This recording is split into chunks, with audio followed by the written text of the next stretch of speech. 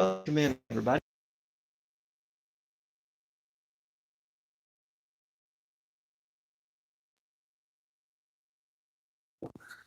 Welcome in. We're going to be reading classic vampire stories from the 1820s. The story today is Varney the Vampire.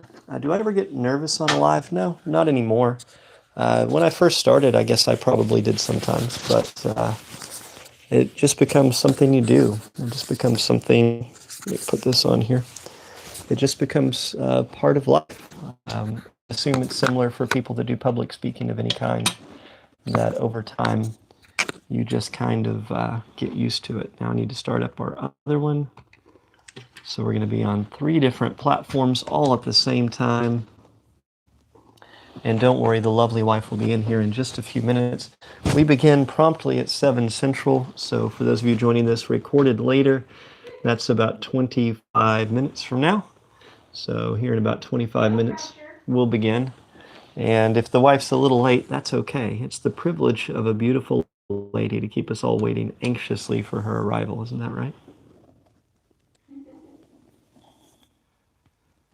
You moved to New York. I wish you the best endeavors. Well, thank you, Addie. And if you have friends and family here, make sure to encourage them to follow me so that we can win some more followers and win the mayoral election so we can truly change our city for the better.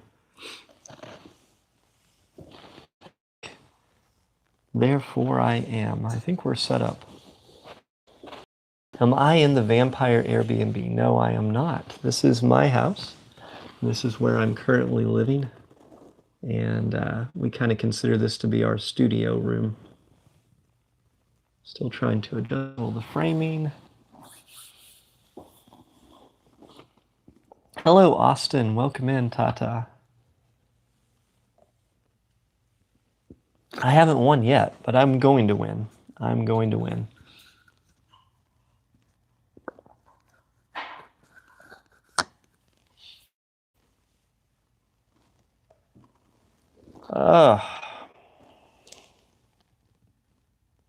How did the doctor's appointment go? I've got to make a video about it. I will soon. I promise. I promise. I promise. I just have not had the time.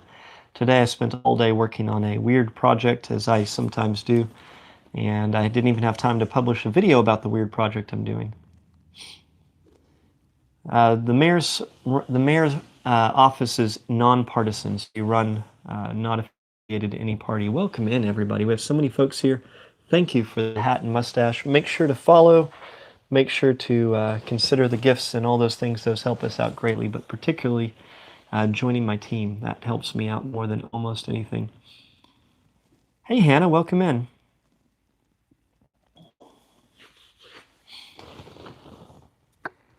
Well, there was no doubt they already had decided how they were voting before that meeting.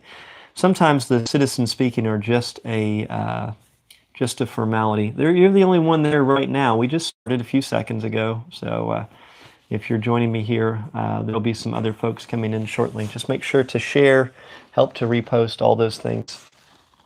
We have 420 on our big social media platform that I'm so happy still exists despite the ban.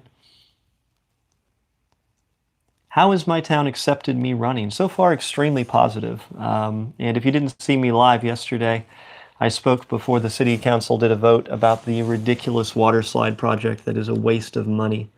And it was quite enjoyable in some ways. It was quite sad to see our city behave like a bunch of children. But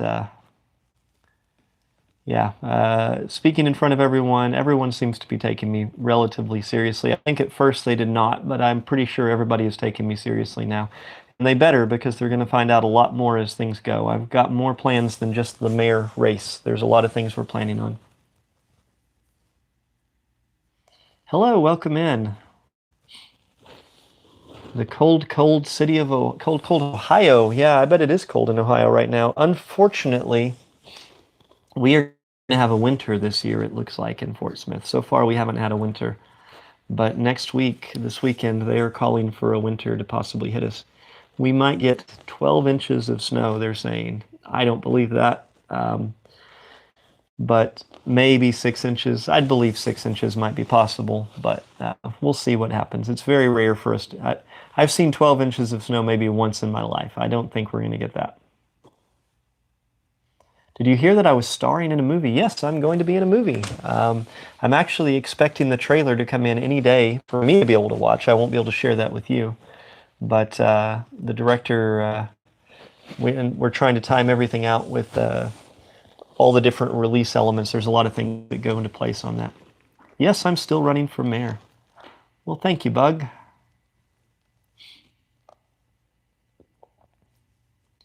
In Arkansas, we don't appreciate the snow. We'd love for it to not exist, wouldn't we? But we will deal with it when it comes. We'll all just stay in, take the whole week off of work, and pretend it's a blizzard. How many votes do I expect to get? At least one. I plan to vote for myself. I'd like to get more than one.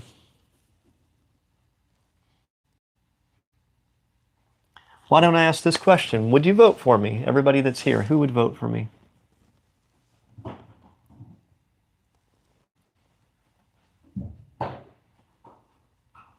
Yes, yes, yes, yes, yes, yes. I might get more than one vote. It seems like I have a few support here. Yeses, yeses. Have we read Mina? No, I don't believe we've read Mina. Today we're going to be reading Varney. This is written from the 1840s. Varney the Vampire. We're going to be continuing on. We're about halfway through volume 2. This has been incredible. This was kind of the beginning in many ways of most of the things that you think you know about vampires. This was 50 years before Dracula. This was inspirational for everything from Hollywood, Dracula. All these things were inspired largely by the way the vampire behaves in this.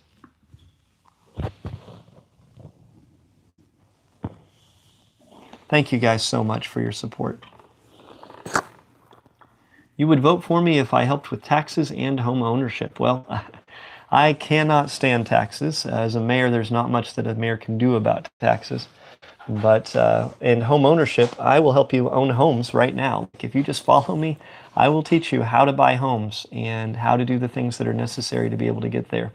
I don't have to be mayor to help you with that.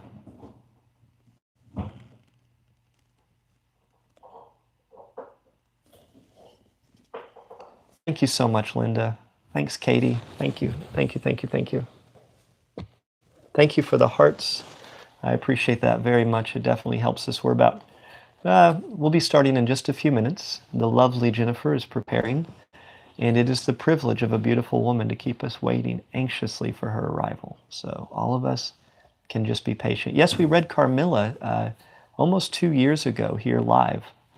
It was one of the first books we read.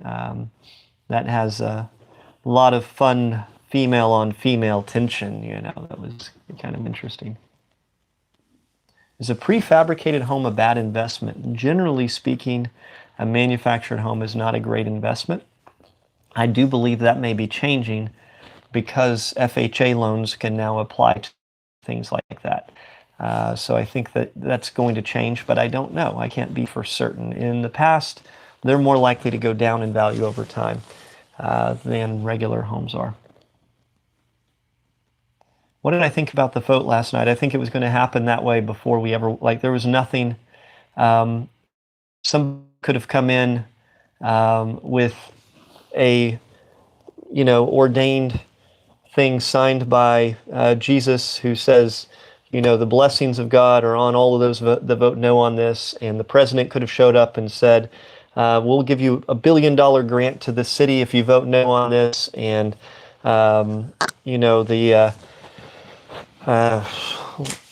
every single person, the Pope themselves, everybody could have showed up with endorsements and piles of money to say, here you are, don't vote on this and we'll give you all this stuff, and everybody still would have did the same way. Their decisions were made.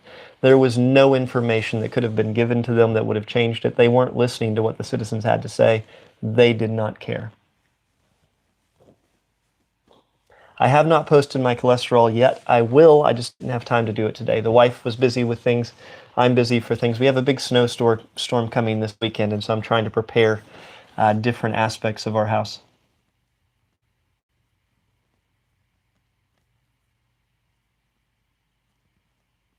How's my hair growth? Well, it's getting less itchy. It's still really itchy back here where it's healing. Um, I think maybe another week and it'll finally be all healed up enough that we can start to really do some before after photos and some other things. So I might be able to create a video in 2 or 3 weeks about it.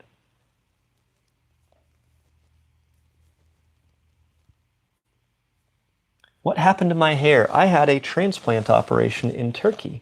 So last month I went to Turkey and had a hair transplant operation. So they removed a bunch of hair from back here and injected it up here. It's something I've wanted to do for a couple of years anyway, as my hair's been thinning, but I wanted to get it done before I was going to be in the media in April. And before I'm talking to producers about possible show options and other things. So I kind of wanted to get this taken care of before those things happen.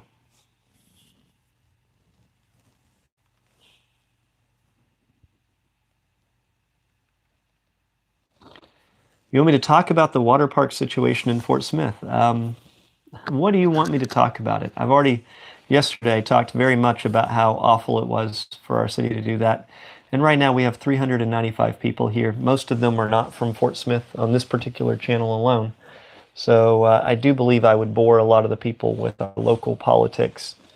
Today we are here to talk about Varney the Vampire, the story from the 1840s, and I think it'll be a lot more enjoyable. But there are going to be more videos about the water park as it happens, I assure you.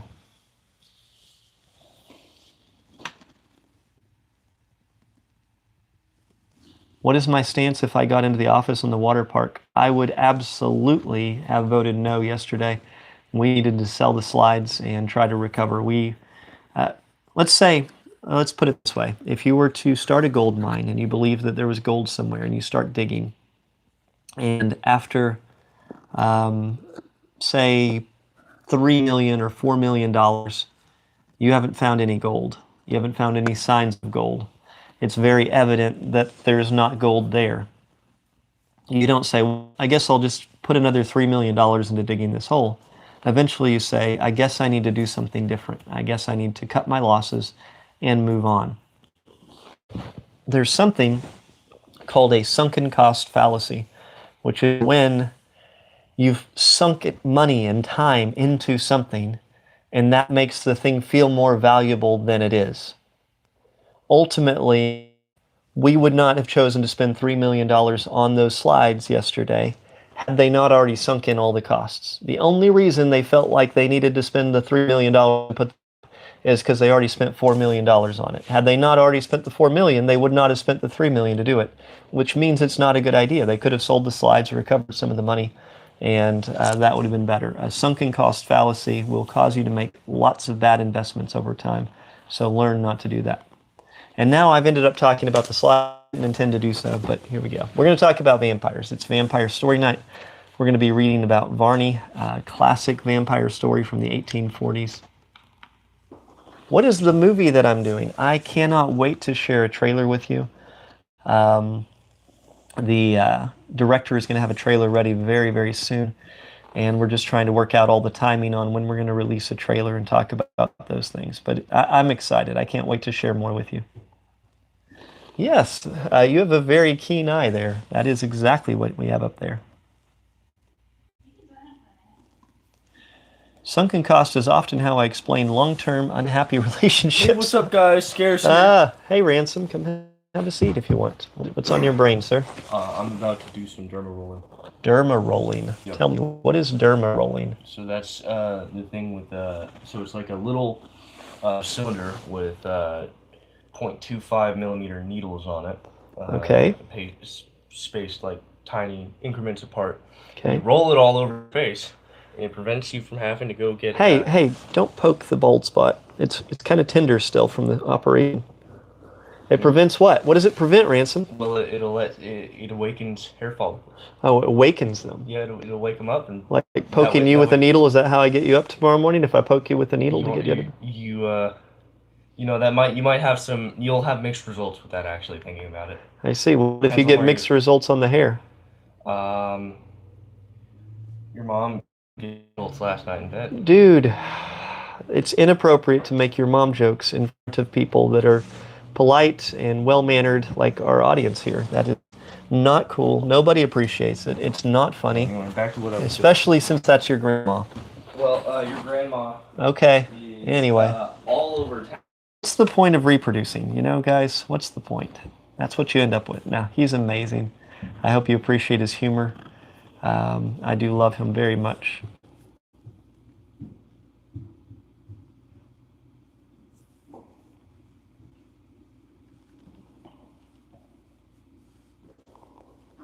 Oh my. Guys, I don't know if I want to let you look at her like this. I kind of want to keep her all to myself. You forgot our water. I didn't forget. I just didn't have time to get them yet. I'll have to go get them after you sit here. Here is the lovely Jennifer. Isn't she amazing? Let me put the microphone on her. I haven't gotten our lives on my phone yet.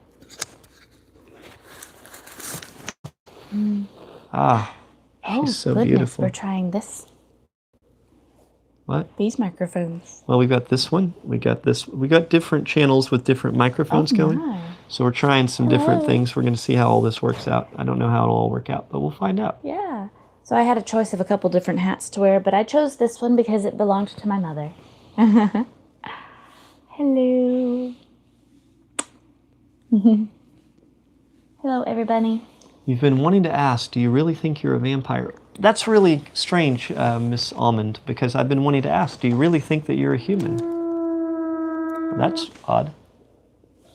That noise, that was so creepy. Oh, wow. I'm trying to get my lives on, and it says, have you seen there's a vampire running from I here in Fort reposted Smith? that. I reposted that guy.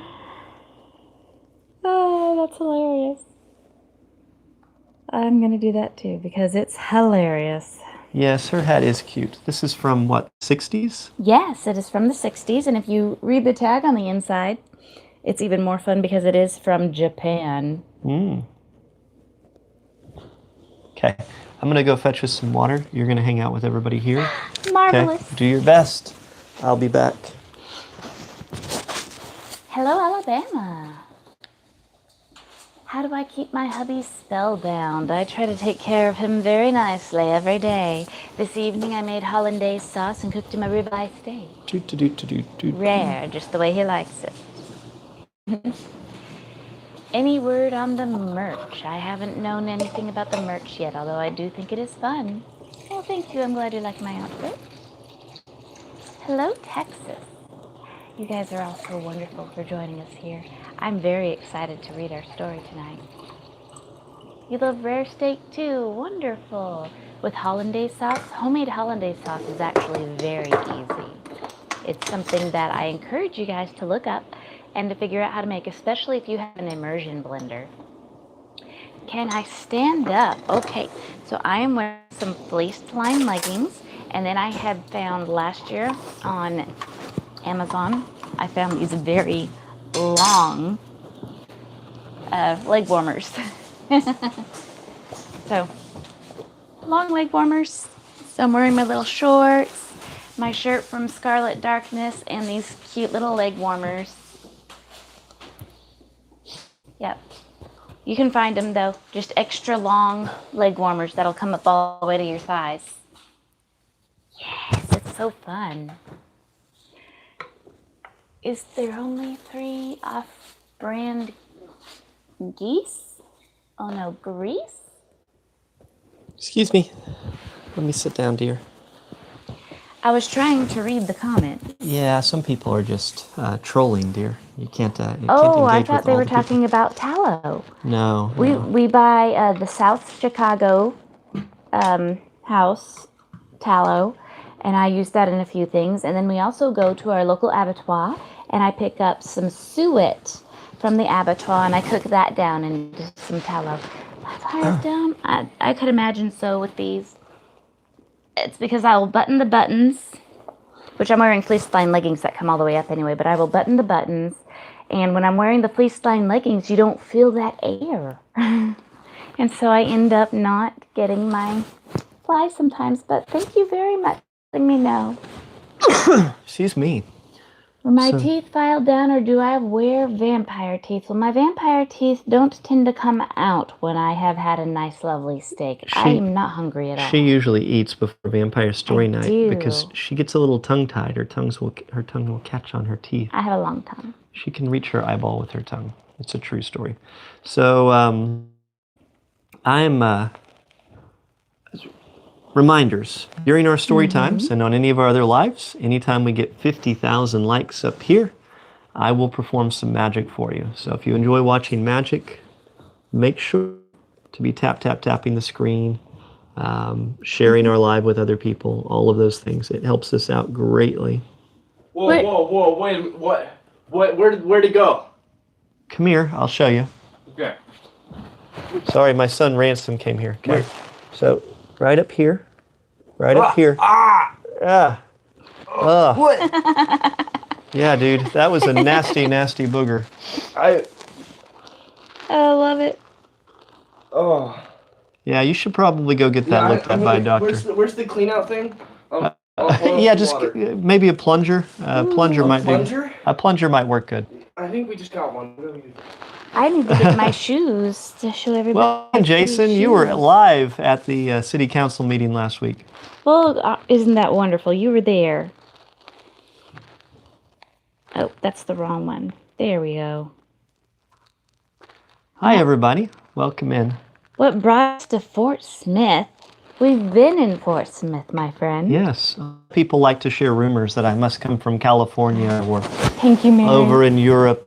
Even Transylvania has been thrown about. But no, I assure you that I was born in Fort Smith, and I have never lived anywhere outside the Fort Smith area in my life. We like it. I here will do pretty some much. hair progress videos soon. I'm waiting on everything to heal. It's still kind of healing and a little bit itchy, a little bit sore. But I feel like we're over the worst of it now. So I think from now on, I think it's going to be improvement, and I should be able to take some photos and show the difference.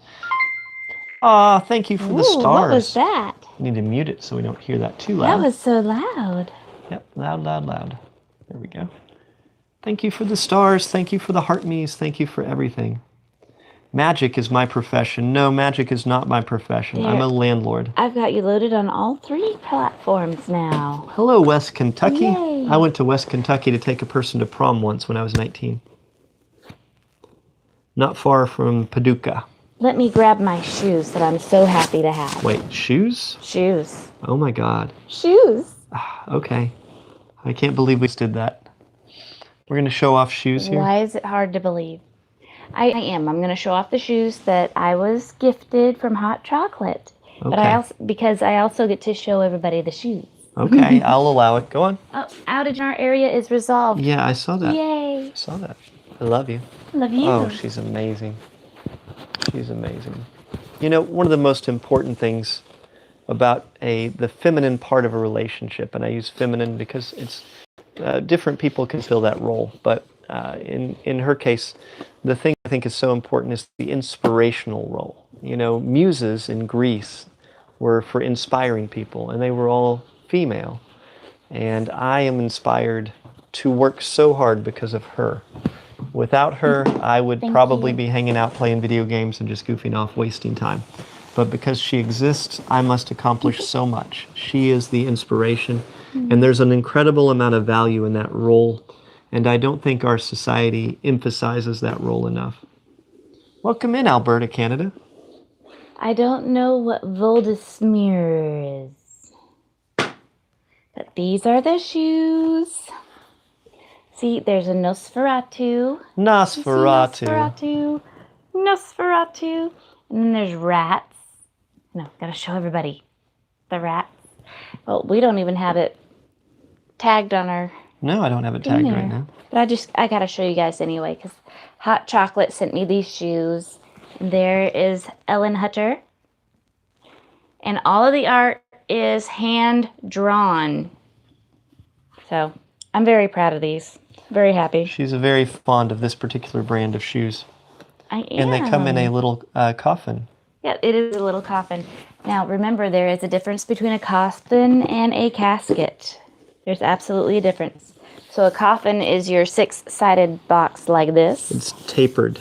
Yep, tapered. Yep. Casket is going to be more straight across and usually larger in general.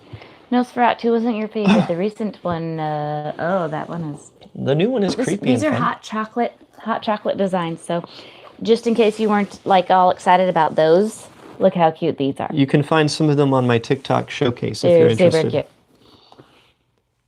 Very, very cute.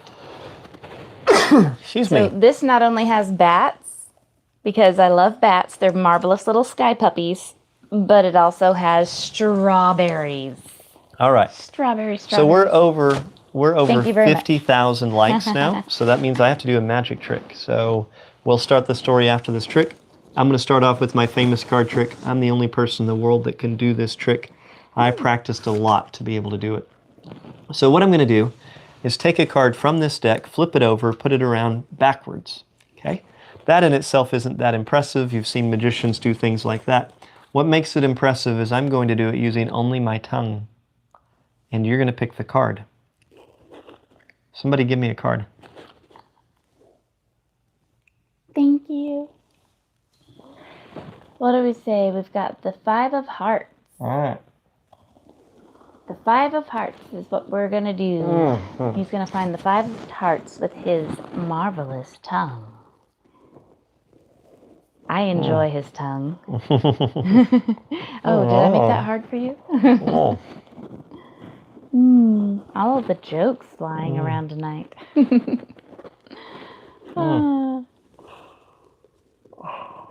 Thank you so much. A little inappropriate. Yeah, we are that way occasionally. Here we go. Let's see if you can find that 5 of Hearts.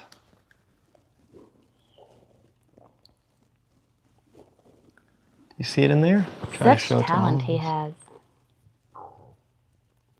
See this one right here?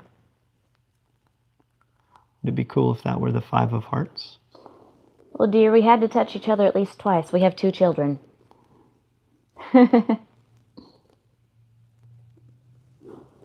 If I just picked your card, you can send me a galaxy to say thanks. Thank you, Meg. It is Happy Hump Day.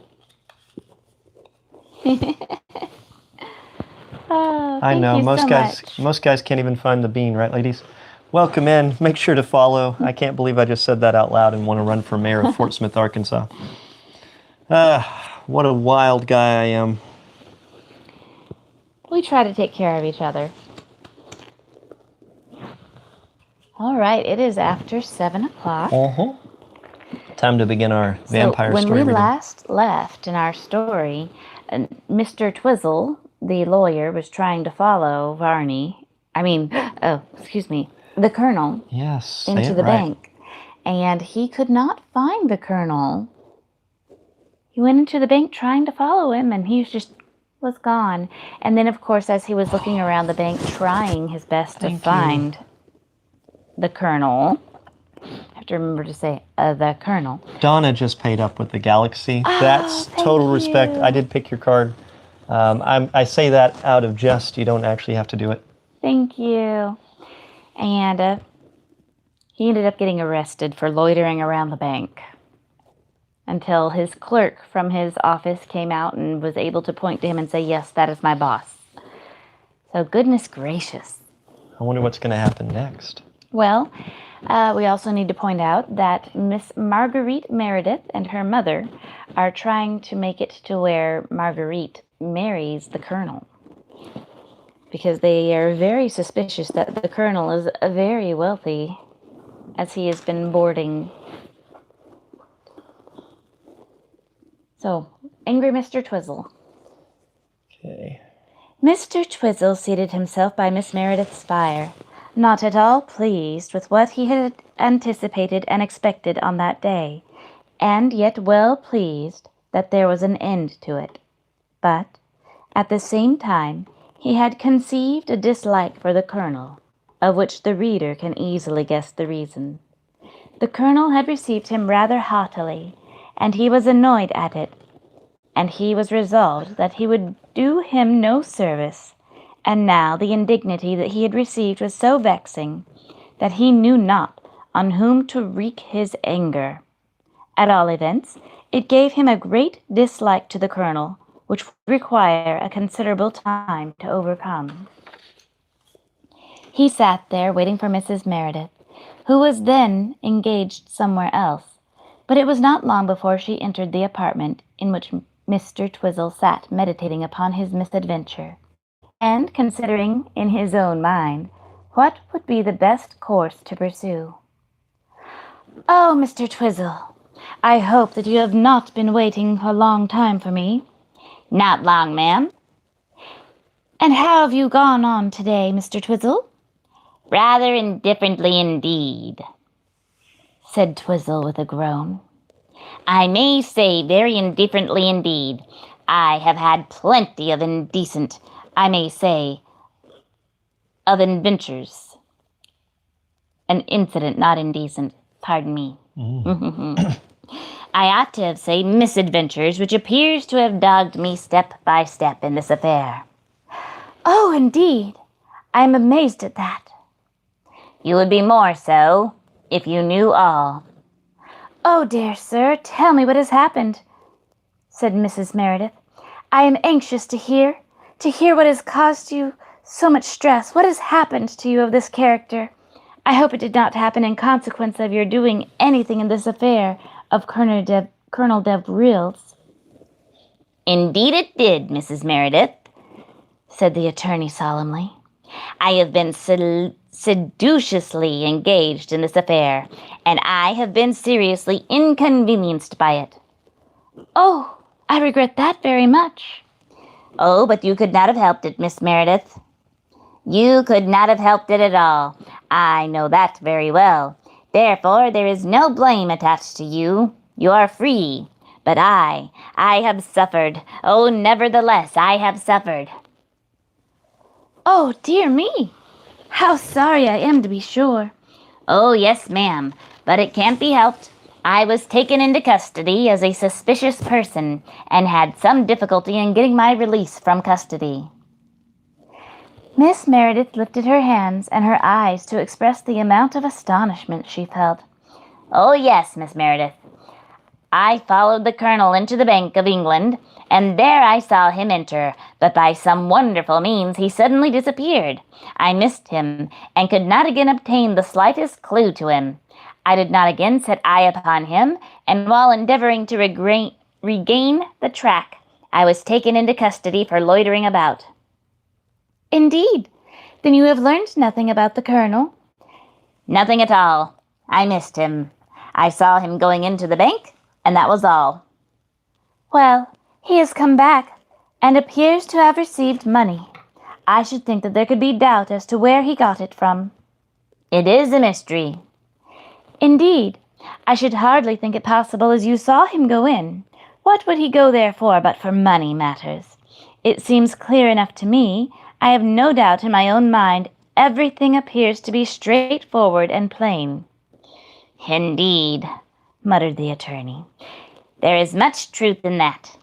I have had a straightforward intimidation, and I have been considered a suspicious person." "Well, I regret that very much. Oh, but here's Marguerite." At that moment Marguerite entered the apartment, in which her mother and Mr. Twizzle were seated. There was an air of triumph in her eyes when she entered, and her mother at once divined the cause, but she said nothing, and waited until Marguerite spoke. I saw the face. Yeah. I didn't see what it did, though. I didn't get to see what it did in time. I was working on I'm chatting with 3 different groups of folks, which is wonderful, by the way. Thank you all for chatting with us, and thank you all for being here. And somebody here was talking about how they ran into you at Walmart today. Oh, and they wonderful. said hello to you and felt so nervous. Say hello. And, I'm so glad that you said hello, and you told me to say hello to him for you, and I do apologize. Oh, you did not. We've Darling, been so busy. You failed to deliver a message. I do apologize, darling. I think I have to punish you. Oh, how are you going to punish me? Meanwhile, I'll take a drink of water. What would be a good punishment for the lady? What about a spanking? Later. Okay. I will give her a spanking later, since she failed to deliver the message, and I will make sure to teach her a lesson that she won't soon forget. Now you've interrupted this story quite thoroughly. Yes, I have. Yes, I have. Well, everybody that's joining us, we are reading Varney the Vampire. It is a promise, yes. Yes, this is from the 1840s, 50 years older than Dracula. And it may seem like I'm playing around on my phone, but I'm chatting with our various live streams through my lovely wife's profile. So when you see me make a comment, make sure to follow that account as well. Please do follow me. That would be lovely. Thank you. And I will be reading the parts for the vampire Varney. I mean, for the Colonel. The Colonel. The Colonel's parts. Definitely a totally different person. Absolutely a totally different person. Okay. So Marguerite just came in, and that is the daughter in this situation. Ma, it is tea time, and the Colonel expects you upstairs. And if you have any friends, he hoped that you would not deprive him of your company on that account, but bring them upstairs to tea.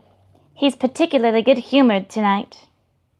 Curse him, involuntarily exclaimed the attorney, as he heard of the good humor the Colonel was in, and he had so much cause to be vexed himself. Will you come with us, Mr. Twizzle? I will, thank you, ma'am. I'm very tired, said Twizzle, as he thought it would afford him some opportunity of discovering something that would enable him to be revenged, and at the same time do a seeming service to the other party. At all events, it will give me a change of making a more intimate and useful acquaintance with him. I must do something or other, and I may as well make a good thing of it as well as a bad one. That wouldn't be a bad policy. Well, then you had better come up at once, for the tea is waiting. Now, for those of you who don't know, Miss Marguerite and her mother, Mrs. Meredith, have hired the attorney at a promise of £100 in old British money to be able to help them figure out if this man has the means to take care of Miss Marguerite. In other words, they want to force a marriage upon him with the young lady so that she will be taken care of forever. And he hasn't exactly been opposed to the arrangement himself. Oh, he's not opposed at all. So it seems like their plan is going well. It does. Thus urged, Mrs. Meredith and Mr. Twizzle followed Marguerite and walked up to the drawing-room where the Colonel was as before, seated in an easy-chair with the green shade still over one eye and his arm carried in a sling, though he did not appear to have lost the entire use of it. And by his side was his stick, a valuable Malacca cane, with which he walked, and his lame foot was well supported by the ottoman. Well, sir, I have the extreme felicity of meeting you again. Be seated.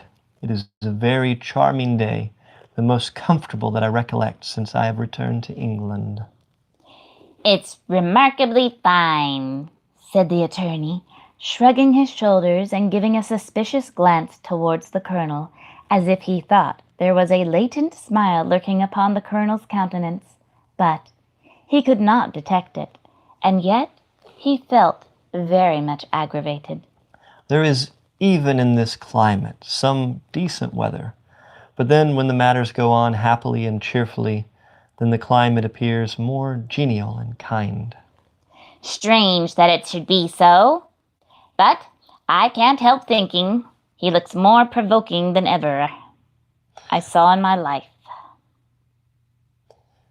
What did you say, sir? I merely said that we, who are used to it, look upon it in some other light than that of merely negative character. That is, we look upon some of it as positively good. Nay, we are apt to call it beautiful, especially when it continues fine. Continues fine? Does it really continue fine in this climate? Why, one would think, Colonel, that you have never been in this country before to hear you talk, and yet you are a native of this country. Yes, I am. That is, I believe so. But I have spent so many more years in Asia that I am more a native to India than this country. However, I believe what you say to be correct. But you see, the slightest change of weather affects my wounds. You would not believe any change that had taken place, or at all the events change, would be so slight as to cause no difference to you. And yet even before that comes, I feel the approaching change of the weather. I dare say you do, sir, but it must be unpleasant in the extreme. It certainly is, and I have found it so. Miss Meredith, I hope you enjoyed your walk. Did you go far? Oh, no, Colonel, I did not, else I had not been back so soon. By the way, how do you feel after your walk, or rather ride? I had not time to ask you before. Oh, I am very well. I enjoyed it very much. But I must take the day after tomorrow. That is another ride, for I cannot walk very far. Well, do you intend to go far?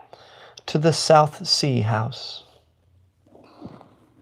To the South Sea House, repeated the attorney to himself as he sipped his tea.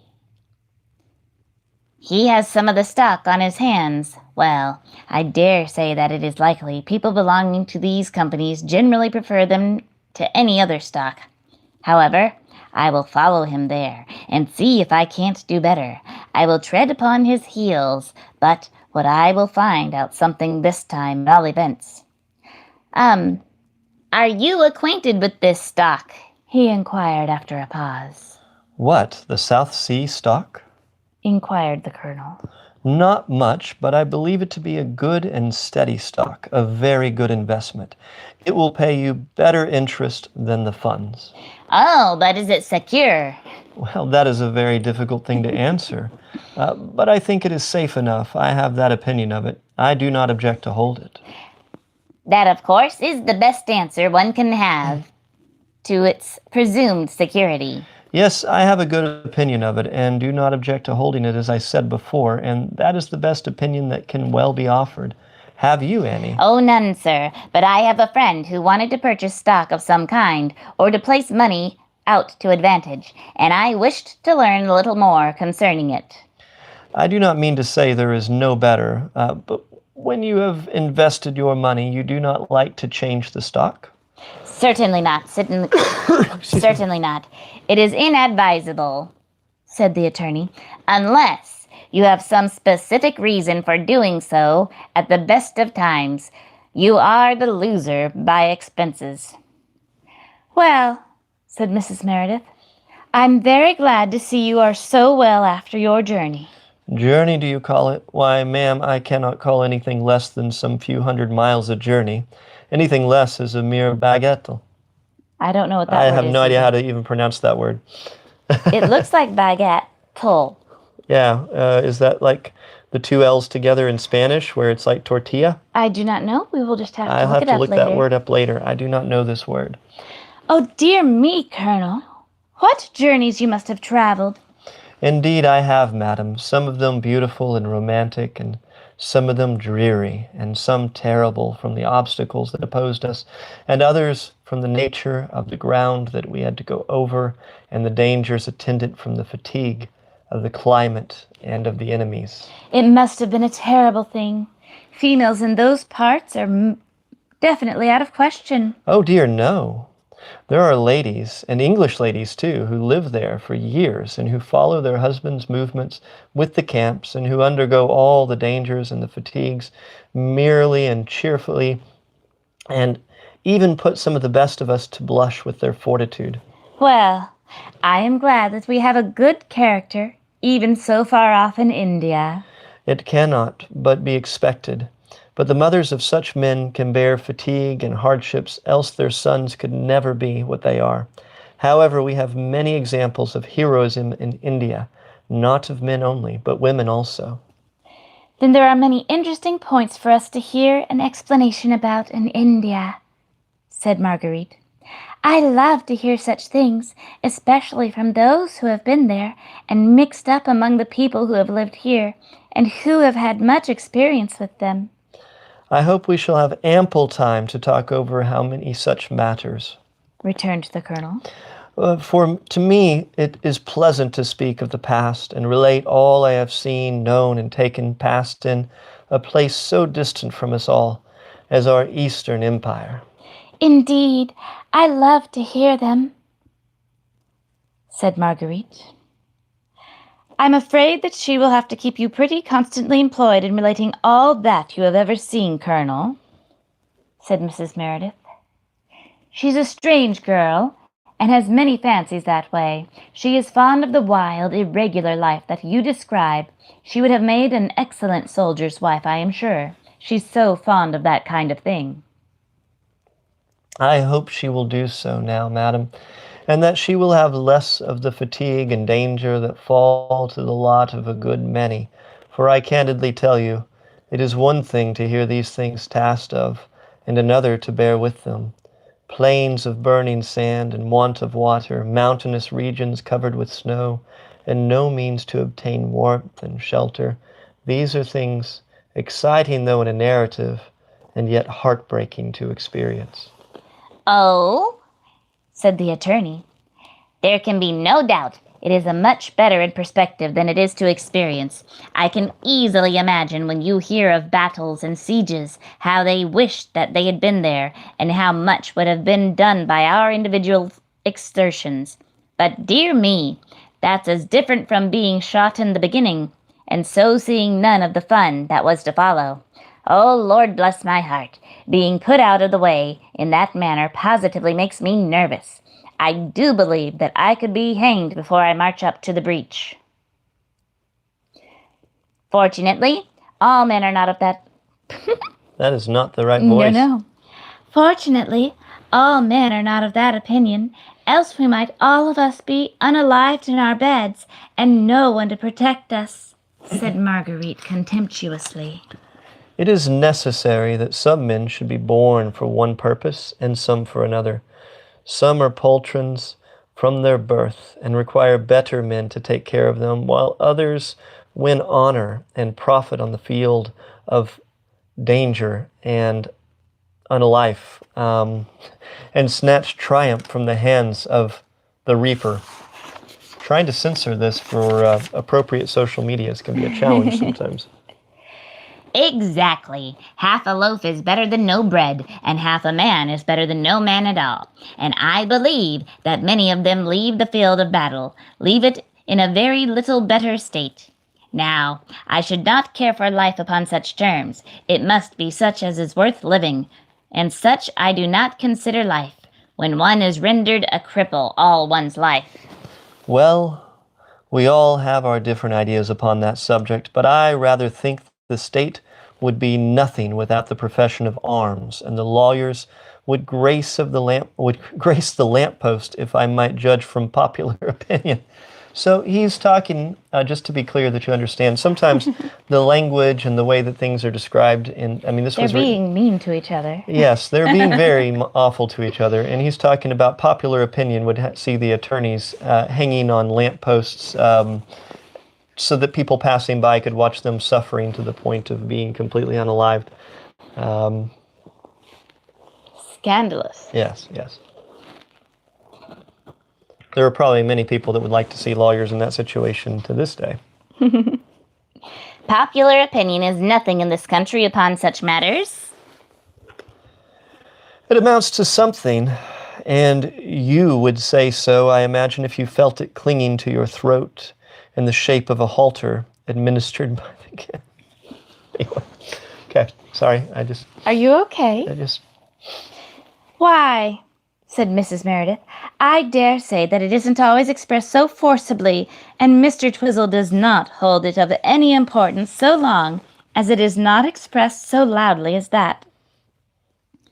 Certainly, Mrs. Meredith, it is my meaning, for an illegal act committed by a contemptible portion of the population becomes of importance. So it does. That is easily verified.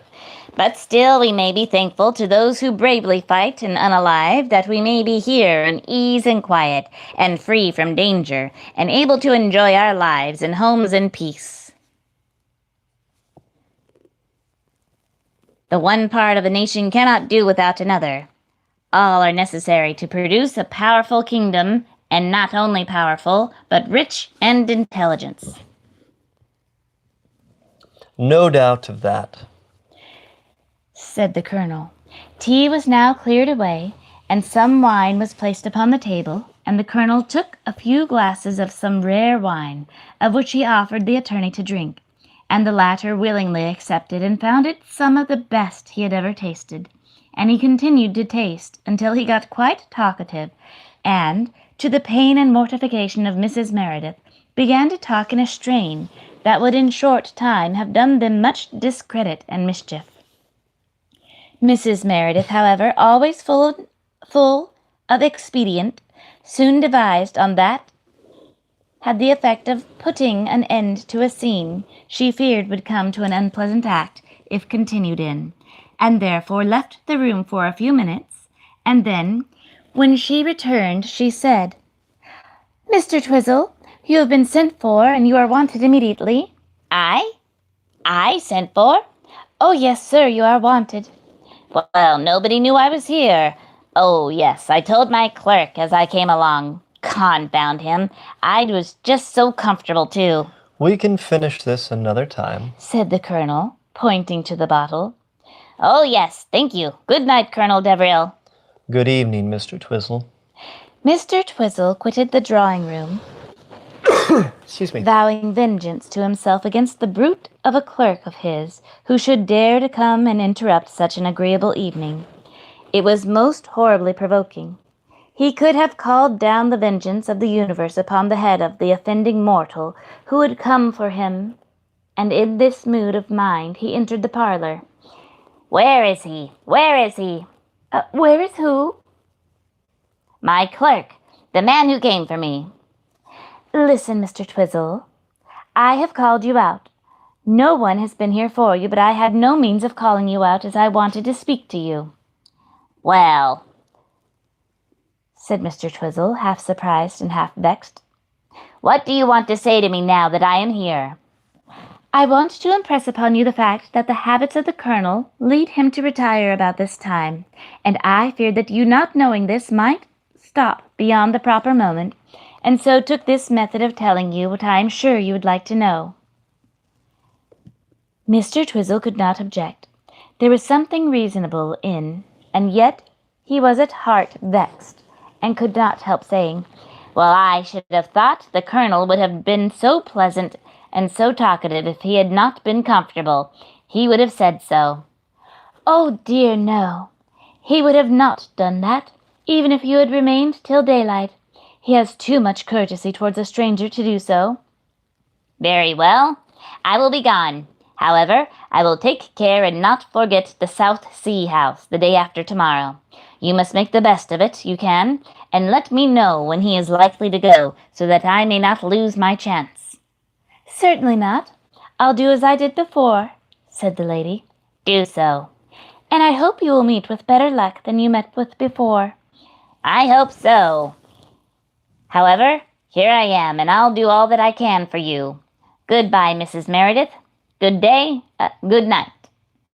"Good night," said Mrs. Meredith, and the attorney left the house to their inexpressible relief, for he was growing very talkative, and very troublesome too, for the misfortune was, he more than once touched upon forbidden topics.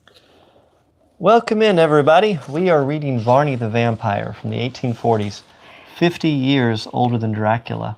And we are about to cross 100,000 taps on the tickety-tock, so that means I have to do some more magic for you. I do want to say that if you know any of your history, you might note that the South Sea stock didn't do so great. Yeah. So this was written in the 1840s, but it's set in the 1820s. So they had the power of hindsight to look back on that. So, yes. This book is just one story, yes. Very long one. And this is volume 2. All right, so we're over 100,000. It's time for some magic, and I'm going to show off a device that I feel like I can market, okay? I call this the Federal Reserve, okay? And check this out. I can take this dollar and put it right here on my little Federal Reserve machine. Everybody pay attention, okay? Watch, okay? So watch what happens here. You see this?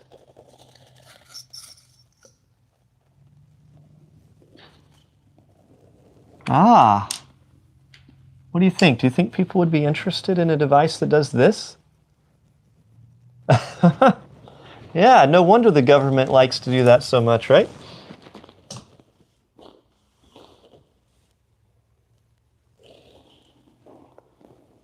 Next magic will be at 150K, so make sure to tap, tap, tap. That helps us out a whole bunch. Your comments help. Hello, Robin. Welcome in. Somebody says I look like Bret Hart. I've never heard that before. That's interesting. Yeah, I don't see the resemblance at all.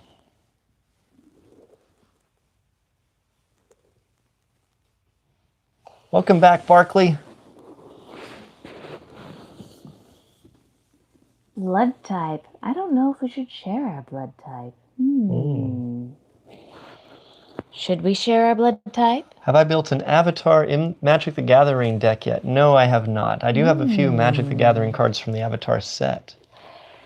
Somebody's wanting to know our blood type. Delicious. Yes, delightful. Lovely. Aw, that's such a great musical. Evil Dead the musical? Oh, Evil Unalived. I can't say Yes, this is a gift that my wife got me. We have some sharp-eyed individuals in the back. This was one of my Christmas gifts from my wife. For some reason, she thought I would like something like this. Strange, right? Can you believe that? I'm trying to get the glare off of it. Yeah. I knew it would bring him joy.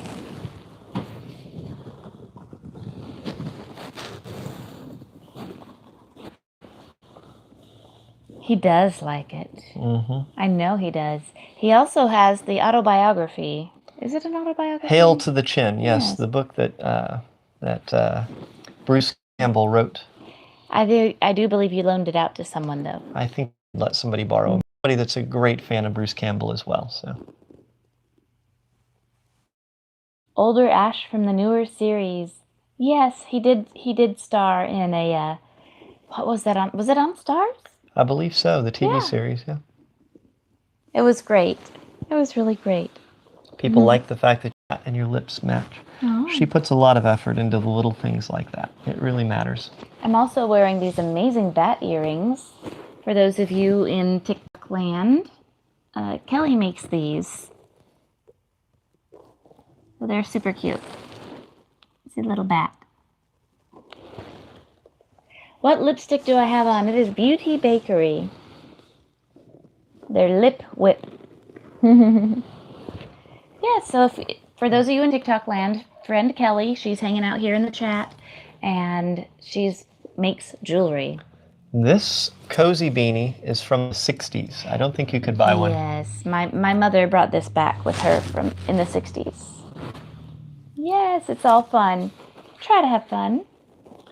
I love you too, Sherry. Thank you for sharing the love here. Thank you for the kindness. I hope that we can inspire you guys in so many different ways. But most of all, I hope we can help to bring out the best in each and every person here. We are reading Varney the Vampire. It was written in the 1840s. So it was done in Pen Dreadful style. Trying to not have the glare. It's hard when you're looking at all three different locations. Yeah. So 1840s. The hat is knitted, yes, but it was purchased from a store, so it does have a little label in it. You're reading your Rich Dad, Poor Dad. Congratulations, Yay! Donna. It's going to change your life. It is going to change your life. And if you haven't read it yet or listened to it, find it, read it. It'll make your life better. I don't think we've seen the Happy, Healthy Human Being guy. Thank you. I'm glad you like it. Well, I'm glad you could make it, Si. Come in. Thank you so much. You made it to Alive. So we're about to start another chapter in Varney the Vampire. For those of you who haven't joined us, you could go back and watch some of the recordings of it that we have on some of our different social medias. You can always find me as Shane is Great, or follow links from my bio pages so you can find the others. Oh. But this book was written in the 1840s, so that makes this 50 years older than Dracula. And this was a big part of the inspiration for Dracula, and most of the things you now know about vampires kind of started from this story. All right, Sai, I'm glad you're here. Are you ready for us to read some more? Will you hand me the water? I want just a sip before I start the next chapter. Here you go, dearest. Oh, did you say any links? I said in my bio there are some. Ah, yes, you do have to be careful saying that. Yep. Ah. Rachel, why are you so into humans, I might ask? Hi, Sadie. Well, Marguerite, said Mrs. Meredith, when they were alone in their own apartment. Well, and how have you got on with the Colonel? Oh, very well indeed, Ma. I'm glad of it. Has he proposed anything new to you, my dear? Or has he said anything more of you over the particular character? Said anything respecting property? That is what we want to know pretty well, and that is the only point that can be more than usually interesting to us. Oh, no, Ma. Nothing about property. I could not expect that he would say anything to me, and I hardly expect that he would to anyone at all. You see, he is no doubt a rich man.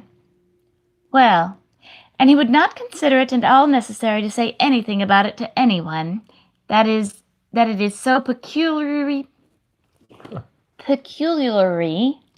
private, and it has nothing to do with anyone, and he does not imagine that we require anything of the kind. I am sure, if the thought entered his mind that he would at once satisfy us upon the subject. I cannot speak to him about it, because having none, I'm really not entitled to do so. That is my opinion upon the subject, though Mr. Twizzle, I dare say, has a different one to me. Indeed, he generally has one of his own. Oh, yes, you may depend upon that. But I have been thinking the matter over, and I am sure that he is what he says he is. But what did he say, my dear? Why, he does insist that I name an early day. Insists, my child? What does he mean? Merely in good-natured, though, an urgent manner. Indeed, he wishes me to make up my mind, and to have him at once. If I'll consent to have him, he'll obtain a special license to solemnize the marriage here in this house or at a church, which I like best, which I consent to. Or shall I consent to, Ma? Well, my dear, I think you might well be married at home. It will be so much more fashionable than going to a church. That's kind of funny. I think it's backwards from that now, isn't it? I think so. Oh, Ma, it'll be much more trouble, and will hardly seem like a marriage, I think, if it's not done at a church. What do you think? It will make more noise, said Mrs. Meredith, if it is done at home, and yet nobody can say a word about it if it takes place at a church. So I think now, so I think. Well, what did you decide? I did not decide upon anything, said Marguerite. I declined to do so upon the moment, but said that I would think about it, and after a few words I promised that I would let him know the next time he spoke to me about it, which should not be before tomorrow afternoon. Very well, my dear. A becoming reluctance will never hurt your cause. You have done quite right, no doubt, but he will feel more pleased with you than if you had at once consented upon his first asking. So I thought so, Ma, said Marguerite. But you must not carry that too far, or it may defeat its own object. When next he asks you, you must affect a great deal of emotion, trembling and blushing and all that kind of thing, which you can do very well, or if you should distrust yourself, you can practice a bit before a looking-glass. I did it when I was your age, and I did it well. Yes, Ma, I can manage all that well enough, but what time shall I name? Well, that must in some measure depend upon the humor you find him in. If he be very pressing, you may shorten the period. If he appears distant, lengthen it. But if there is any danger, take him at his word at once, and have no delay. It will be not to lose a chance. He must not be allowed to get off in that manner, and you must declare your confusion to be so great that you hardly know what to say, but as that he is very pressing, you will give in to his wishes, and you may name any day you like best, and then he is caught, you see? I understand that clearly, but what time would you to lengthen or shorten as occasion may seem to require? My dear, about a fortnight. Ah, that was on my own tongue, too. Well, then, I should not have done wrong in naming 3 weeks or a month, which I felt disposed to say.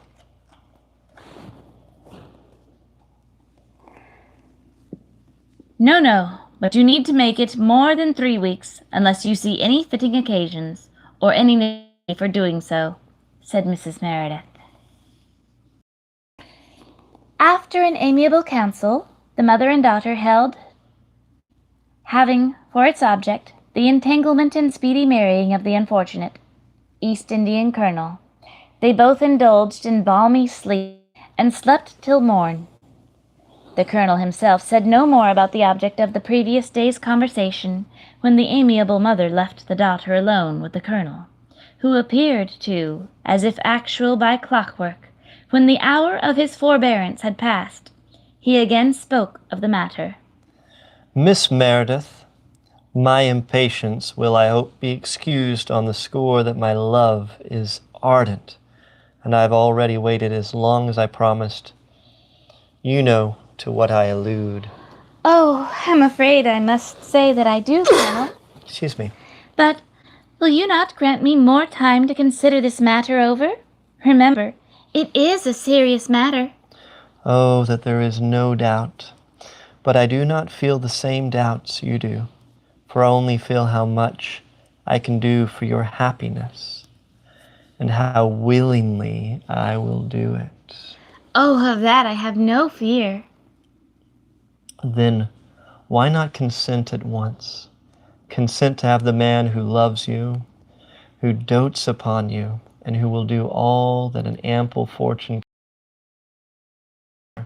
and your future prosperity and comfort. You considered all that? Oh, I have considered much. I don't know that I need to consider more than my present happiness. It will take care of itself. All events, we can do no more. Succeed in all of our undertakings. And do more you cannot, and do as much. Oh, we all endeavor to do so. I hope we do so, though I am sure there are many who might do better. But to return to my hopes, when will you consent to become mine? Say the day on which I am to be made happy. And if you really love me, make it as short as you possibly can. Marguerite appeared to hesitate, and hung her head, trembled, and the blushes mounted on her cheeks. The colonel caught her in his arms, and pressuring her to his bosom, he felt, and he said, Come, come, my own Margaret. When shall I be made happy? Oh, Devril, she sighed as she hid her face. Oh, what shall I say to you? Oh, you are so urgent. Shall I say a fortnight? And yet, oh, that is too soon. No, not at all, not at all. Thank you, dear Marguerite, thank you. I fear that I have said too much. Oh, forgive me. Nay, no more about it. I will be content tomorrow. I will be to the city, and then I will purchase the wedding ring. I will obtain a license, and then we shall be ready against any contingencies. And on our wedding morning, I will have some jewels ready for you. I have given them some orders, but they take a long while in getting ready. Oh, you're too good, Not a bit, only jest, said the colonel. And he appeared as though he were satisfied with his conquest, and looked very well pleased with the success that he had met with in the persecution of his suit. It was a settled thing now, and he was, or professed to be, in ecstasies. Mother, said Marguerite, as she entered the room. "It is settled at last. I have given my consent, and the day is named." "Well, indeed. I'm glad of it. When will the day arrive? What day is it?" "This day fortnight." "Ah, this day fortnight. Well, that will be a good time. Very good time indeed. We shall have a very busy time of it, for we must make the most of our arrangements between this and then, for we must get you in a fit out. But if you have a dress to appear in, that is as much as I shall be able to afford you, for my means are so short." "Oh, I know all that, but he has promised me jewels, which he has ordered, but which will take some time in the making. But he expects them to be ready by our wedding day." "Oh, come now, this seems to me to be a very handsome provision." "Very, very, my dear, very fortunate too, because you see the furniture was becoming somewhat less new and fine. That would have compelled me to lessen my terms, so we should have gone gradually back, and perhaps been obliged to seek some other mode of living." "Oh, but you do have some money by you." "That was reserved in case of extreme necessity. I realized that immediately. However, it would only put off the evil day, but we are saved that." I wonder how much of that comes through the microphone. It's my brother's in the shower. "That was reserved in case of extreme, and I cannot realize that immediately. However, it would only put off the evil day, but we are saved that now. We have caught a rare good fish, and we have only to land him, that is, to get some little to be done before we pull him ashore.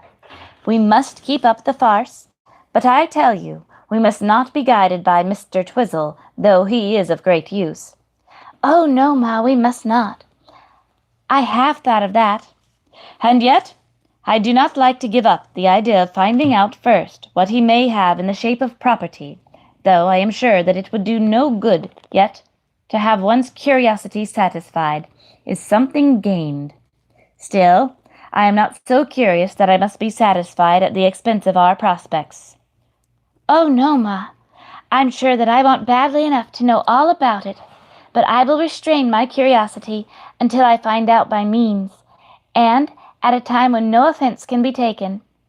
Or if it be, why, it's of no consequence, and I don't care anything about it, because I shall have a right to speak for myself." "Oh, certainly, my dear. That is a very proper spirit. A very proper spirit, indeed. But then he won't interfere with you much, except it is to want you to be always at his elbow." "Oh, I won't mind that, because you see, he may make a will, but I'll take pretty good care of that nobody comes in between him and me." "Exactly. You have no relatives on his side to tease you or to give you any trouble. Therefore—"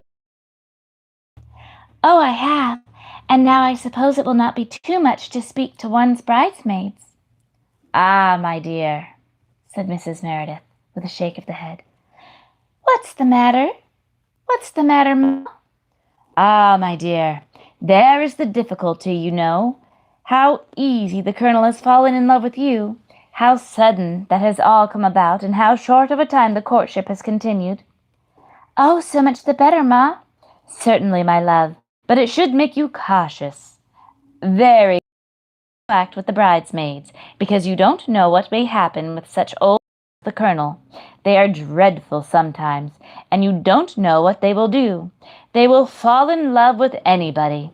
It is quite shocking to think of, but it don't so much matter, only you see, he may take a violent fancy to someone, and then you may lose all by the whole affair." She's a gold digger, isn't she? "Oh, how so, Ma?" "Why, suppose he takes a fancy to one of the bridesmaids. You don't know what may pass between them." "Oh, certainly not." "Very well, then. He may make a will to reward her, as he would call it, and then you lose so much, which is a clear robbery, as I call it." "So it would be, Ma. And yet after all said and done, I cannot tell what else we are to do. Some female friends we must have, and the only precaution we can take will be to get someone as ugly as I can, and then keep her away as much as possible. The latter is the only effectual method, for ugliness is not always a safeguard, for men have got such tastes, and what we think extremely plain, they, by a perversity of taste, will persist in believing to be interesting, at least not pretty. I have known so many instances besides. I do know that even ugliness itself is no safeguard. Indeed, Ma? No, I had an instance of that, I may say two, even with your father, who took a fancy to two of the servants, one after the other. I am sure there was nothing in the hussies to attract any attention, but then men will be men, and you can't help it. Oh, we must get rid of them. Yes, that is all you can do, but whom did you think of having? Well, there are the two Miss Stewarts. Well, they are called pretty. I heard a gentleman say so at the last party that we went to, so I think decidedly that that is a bad policy. I know the men's taste very well, my dear, but it's different to what we call taste. I don't know why, but it is so. Oh, well, Ma, if the Mrs. Stewart won't do, then what say you to the Mrs. Brown? They are anything but even passable. Besides, they are pitted with the smallpox. And very light hair, almost carroty. They are anything but fascinating. That may be all very true, my dear, but you know the Mrs. Brown sing. They are called good figures and dashing young women, and they are very bold, which might tempt many people, especially when they are looking about for sweethearts. Oh, yes. Well, that is very true. Well, then there are the Mrs. Smith. They are very young, much too young to be at all likely to cause men to have any fancy for them. There, my dear innocent girl, you are entirely wrong. Epstein. Most entirely wrong. Indeed, Ma? Oh, yes, my dear. You are innocence itself, because you have been brought up at home. But look here, men are the nastiest creatures alive. Why, some of them would fall in love with a girl of 16 or 17 years old. Aye, more than that, I have seen some of them married at that age. Oh, I'm shocked, said Marguerite, as she lifted up her hands in amazement at this description of these vices of men. Oh, well, they may say at church, and there is no good in us. Indeed, my dear, you are quite right, and so it is, the prayer book. But it is, as I tell you beside, men never forget these things. They will remember faces they have seen for a year or two, and then they will begin their games. Oh, dear me, Ma, what shall I do? That is the difficulty, my dear. I would not have unfolded this book of vice before you, had it not been necessary for your happiness. Oh, fiddle-dee-dee, Ma. It's the money that I care for. It ain't the Colonel, poor old cripple. He may do as he pleases as long as I get the gold. Well, my dear, said the careful mother, who felt the sedative effects of this speech. Well, my dear, but you know that they do waste their means in these affairs, and that most outrageously sometimes to cause the ruinous effects upon the home. Oh, but he's too much of an invalid. Do you know, Marguerite? I think the Colonel is more of an invalid from habit than reality. Sometimes, when nobody is looking, he can walk and use both feet alike, and even use left hand without any trouble at all. Do you really think so? Oh, yes, but I don't mean to say it is all sham. Oh, dear, no, but long habit, and the laziness of these rich Indians is so great that there is no knowing the extent. I don't believe that they would eat if it wasn't for their being hungry. What is there to be done? I will tell you, my dear. Have Miss Twizzle and her friend. Miss Twizzle and Martha Briggs? Exclaimed Miss Meredith with a giggle. What a fright! So the better, my dear, so much the better. It is just what you want, the very thing above all others. Have a fool and a fright, and you can drop their acquaintance whenever you like, and I think there can be no danger of the Colonel's falling in love with them, at least. added Miss Meredith with emphasis, "at least upon such an occasion." "Very well, Ma. Let it be Miss Twizzle and Martha Briggs. Oh, goodness me, how I shall be attended upon this occasion. It will be quite laughable. I mustn't let the Colonel see them before the morning arrives, else he will be sure to laugh at them." "Ha ha!" laughed both mother and daughter, at the idea of the two frights, as they called them, being bridesmaids. And, in high good humor, they both retired to rest for the night, to dream of the forthcoming occasion. Thank you, everybody, for joining us for Vampire Story Night. We've gone through 2 chapters. Do you feel like you have any more in you, or you just want to chit-chat and hang out for a little while? I think we can chit-chat and hang out, and part of it is because I just could not get to this today and finish highlighting. See, she actually highlighted a big part of my lines during the city council meeting. I was quite busy. When we were there Tuesday. I had to run hither and thither today. We are making preparations for the winter storm, so I was making sure to fetch as much as I could. Yes, and I had to take some precautions to like houses that in the past, when it's not common for us to get sub 10 degree weather in Arkansas, and it may get down to 1 degree. So we've had a couple of houses that have had frozen pipes. My phone says 0. Well, it may get, if it gets to 0, it will have gotten to 1 on the way. I suppose that's true. We're both right. Anyway, so I decided to take some precautions and insulate some pipes and seal up some under the houses in a couple of our homes that have had some issues. But thank you, everybody, for coming in. I appreciate everyone hanging out with us, and I'm going to answer questions and chit-chat about whatever's on your mind for just a little while. Thank you, darling. You work so hard. You're amazing. You weatherized your apartment faucet today. Very good. Can I do anything for the crime rising in Fort Smith if you become mayor? No, not currently. The way our government is set up in Fort Smith, the mayor is actually a figurehead position with no power. Stay tuned for more, though, because a big part of my campaign is about changing that so that we have a mayor that actually can make decisions and that calls the shots, which is like all the other cities in our state and in our country for the most part.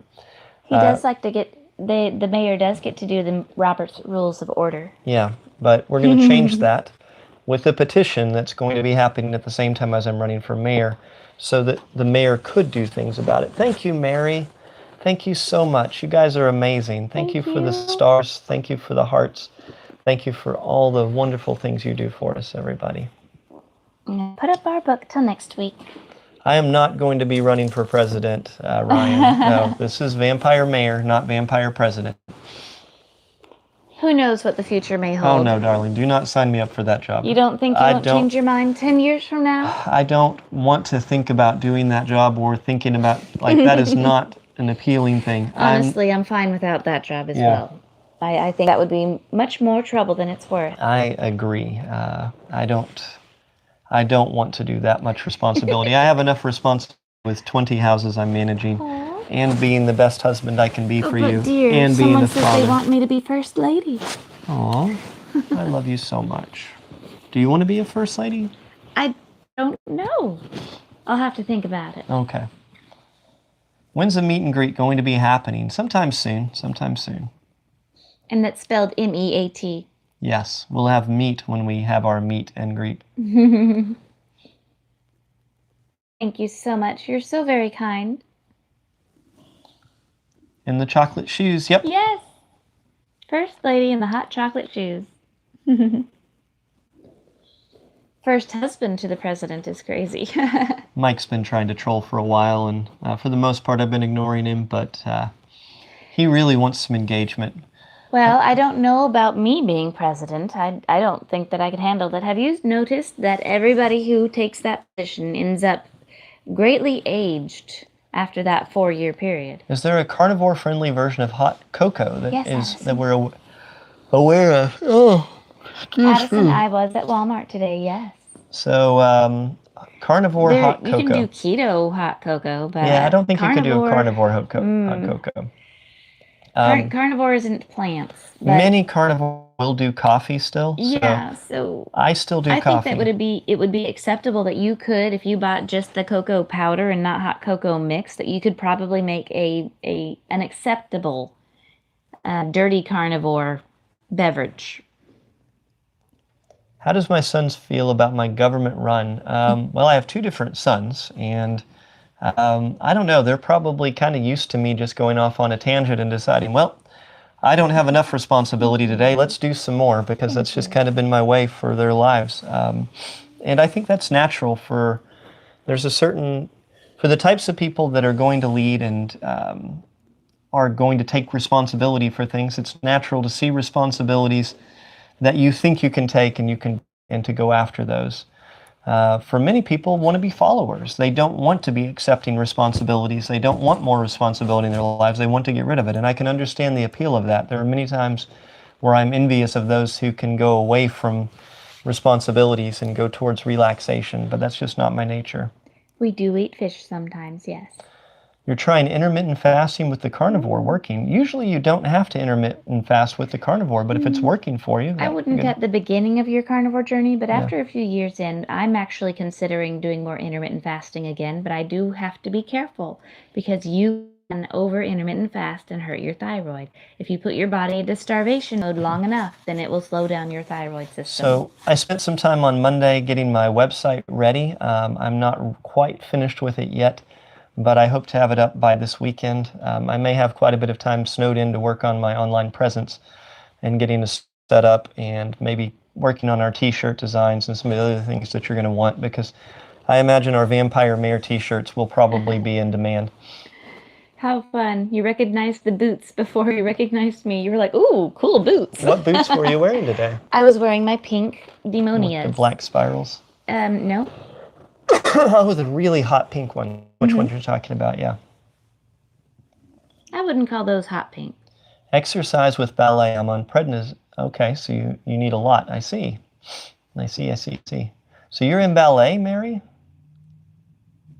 We've been married almost 25 years. That's a lot of exercise. I guess 24. My parents said they graduated with you, and I went to school with my son. Well, that's wonderful. Oh, how fun. That is wonderful. Xavier's a good boy, if that's the one you're talking about. If you were very young, you might have gone with Ransom. He went to school when he was in 2nd grade, briefly for about 6 months. Other than that, we homeschooled.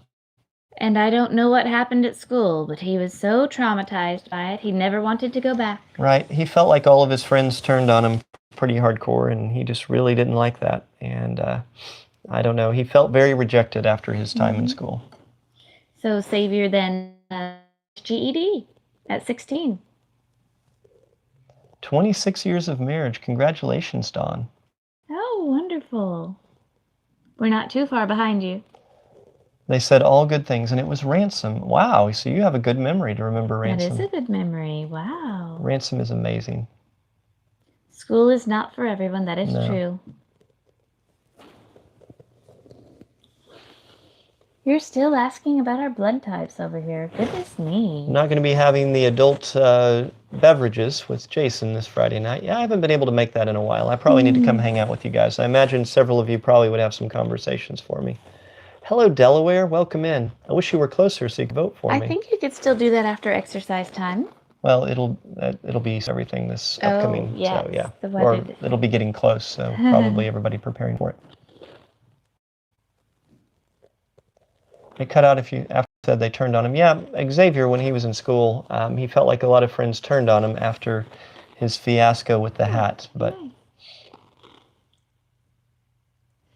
we are working on getting ready for the snow. That's one of the reasons why we're only doing 2 chapters tonight, because I was unable to prepare for all 3.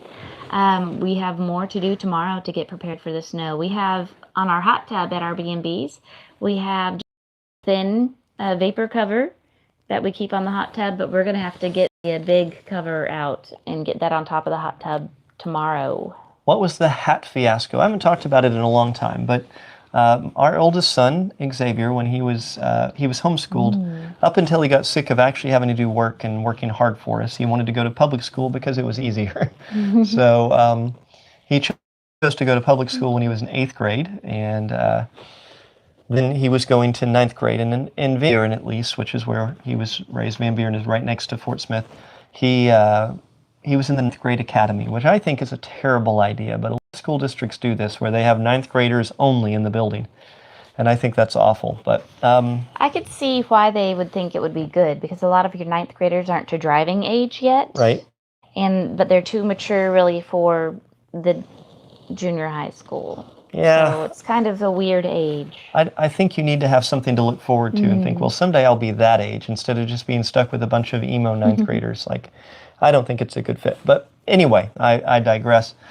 The hat fiasco happened. We were homeschool parents, and we did things the way we wanted to do. And in October, we wanted our kids to have some experience navigating a larger city, because we were thinking about possibly relocating to a larger city. Ken.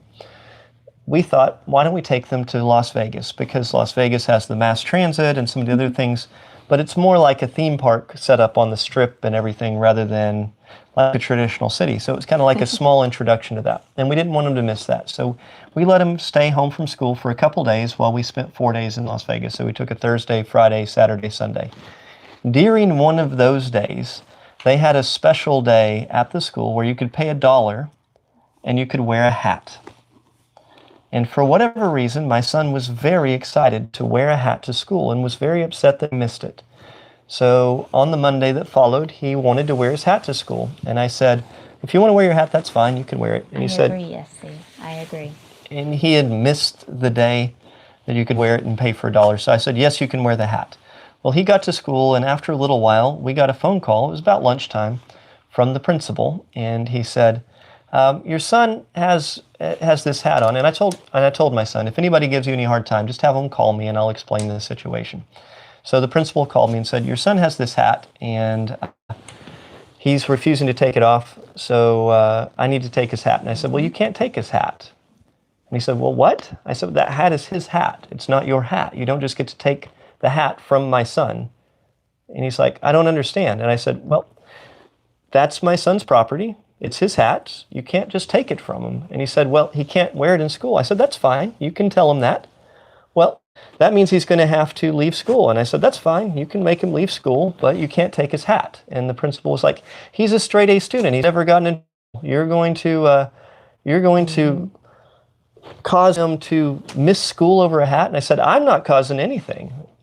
You could just let him go to school wearing the hat and everything would be fine. And the principal clearly didn't understand, and so we're like, okay, we'll come down there. So we come down. I went ahead and put on a hat. She put on a hat, and our other son put on a hat before we went into the office, and we talked with them, and we're like, yeah, this is what happened. My son wanted to wear the hat on the dollar day, and he couldn't, so he went today. And he's like, well, it's against the rules. And I said, okay, well, that's fine. Did you tell him that? Yes. Okay, well, does he want to keep wearing the hat? Yes. Okay, well, then you guys need to figure out what's going to happen here. Well, he's going to have to leave school. I said, that's fine. And the principal could not understand that leaving school didn't matter to us. We were homeschool parents. We didn't care. And so he made him suspended. He wrote a suspension for him wearing a hat. And the next day, my son got up, and I guess he enjoyed it so much, he's like, I want to wear my hat again today. And I was like, that's fine. If you want to wear your hat, go ahead. And the next day, the principal sees him wearing the hat and wants to take it. And he calls him up, and he's like, I'm going to suspend him for 3 days this time. And I said, that's fine. He's like, you're going to let your son get suspended for 3 days?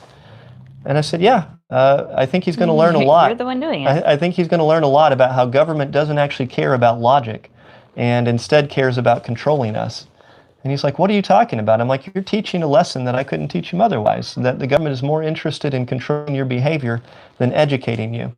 If you were interested in education, you would have ignored the hat the first day. He would have been done with it, and this would have gone away. Instead, given him a lesson on the fact that government is more interested in controlling his behavior than educating him. And so anyway, after 3 days, and this time he stood outside with a sign wearing his hat saying that he couldn't go to school because of his hat, and we had him write letters to the school board and other things. We were like, this is the school board people.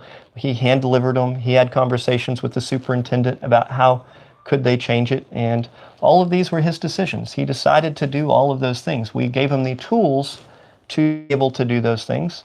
But that was it. And he ended up getting kicked out another 5 days, and then they were going to force an expulsion over a hat. So they literally pushed it to the point of expelling my son over him wearing a hat, and rather than just letting him wear a hat on the day following the day that they all worn a hat for $1. And that's when he learned that government, as always, is more interested in you obeying than they're interested in you becoming educated. It was a top hat. It was a top hat. It was a black and white top hat. It was not a affiliation. It was nothing like that. It was a black and white top hat. And again, like they tried to say it was a safety issue. They couldn't recognize the students. And I said, well, then why would you let all the kids wear it if they pay $1 on another day? Was it not a safety issue on that day? And I said, no, this is a control issue, and you guys don't like that, and that's okay. Hello? That was a weird one. I think that might be a Shay.